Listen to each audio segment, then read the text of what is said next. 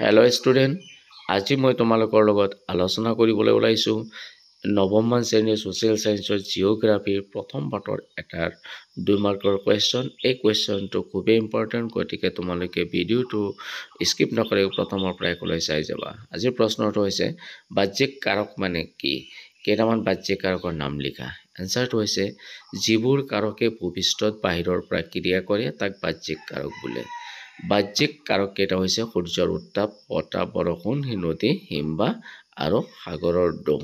মৰমৰ ছাত্ৰ ছাত্ৰীসকল, তোমালোকে ভিডিঅ'টো পাৰা মানে লাইক, কমেণ্ট আৰু শ্বেয়াৰ কৰিবা। আৰু যিসকলে এতিয়ালৈকে মোৰ ইউটিউব চেনেল ছাবস্ক্ৰাইব কৰা নাই তেখেতসকলে কাষত থকা বেল আইকনটো বজাই মোৰ ইউটিউব চেনেল ছাবস্ক্ৰাইব কৰিবা আৰু নতুন নতুন ছ'চিয়েল ছায়েন্সৰ ভিডিঅ'সমূহ চাই থাকিবা। ধন্যবাদ।